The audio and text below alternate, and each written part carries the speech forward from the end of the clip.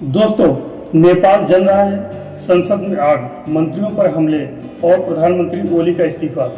लेकिन असली सवाल यह है, आखिर जनरेशन जेड क्यों भड़की?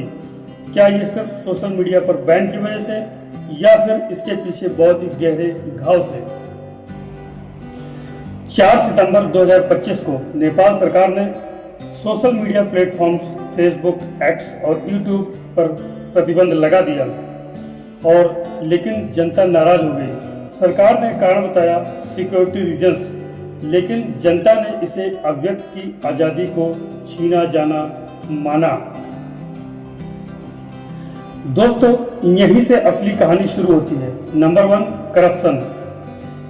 सरकार पर लंबे समय से पैसों के हेरफेर और घोटाले, रिश्वतखोरी के आरोप लगते रहे हैं। जनता त्रस्त थी और सरकार के मंत्री अधिकारी सब सूट पैंट और टाई में घूम रहे थे। नंबर 2, भोग विलास यानी लेविश लाइफ स्टाइल। जब आधे से ज्यादा जनता बेरोजगार थी, नेता लोग 5 स्टार होटलों में पार्टी कर रहे थे, उनके बच्चे विदेश में मजे कर रहे थे, वहां पढ़ाई कर रहे थे। जैसे ही ये तस्वीरें सोशल मीडिया पर वायरल हुई, इन तस्वीरों ने आग में घी डालने का काम किया। नंबर 3, नेपोटिज्म यानी राजनीतिक वंशवाद। जब वही परिवार, वही चेहरे, कांग्रेस हो या कम्युनिस्ट, नेपोटिज्म किड्स यानी मंत्रियों अधिकारियों के बच्चे बेटे विदेश में आलीशान पार्टियां करते दिखे, महंगी घड़ियां पहने हुए दिखे। ये तस्वीरें सोशल मीडिया पर आई और जनता ने समझ लिया ये लोग हमारे पैसे पर ऐश कर रहे हैं। नंबर 4, युवा हताशा यानी यूथ फ्रस्ट्रेशन। बेरोजगारी 22%, बेरोजगार 20%। जनरेशन जेड को लगा हमारा तो भविष्य बिल्कुल ही अंधकारमय है। अगर हम अब नहीं बोले तो शायद इसके बाद कभी बोलने का मौका हमें नहीं मिलेगा। दोस्तों, शुरुआत में प्रदर्शन बहुत ही पीसफुल था, लेकिन पुलिस ने रबर बुलेट्स, गोलियां चलाई, जिसमें 20 से ज्यादा नागरिक मारे गए। और तब गुस्से में भीड़ ने संसद भवन, मंत्रालय, यहां तक कि सुप्रीम कोर्ट को जला दिया।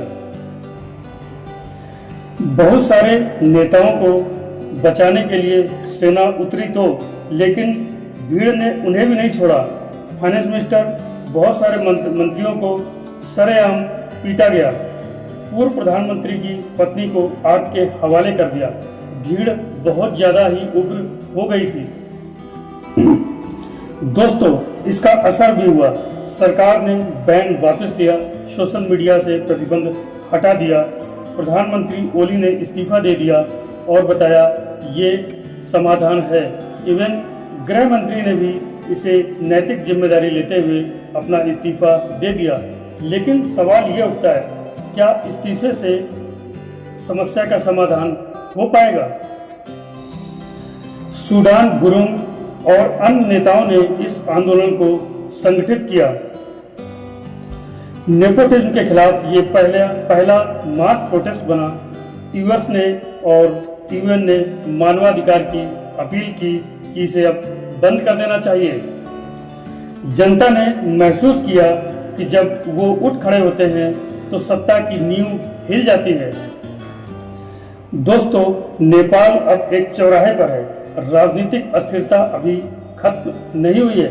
भ्रष्टाचार और नेपोटिज्म की जड़ें वहां बहुत ही ज्यादा गहरी हैं। लेकिन एक उम्मीद तो बाकी है। जनरेशन जेड ने साबित किया कि वही समाज के असली प्रहरी हैं। सबक साफ है, जनता की आवाज दबाने से लोकतंत्र कमजोर होता है। ट्रांसपेरेंसी जरूरी है।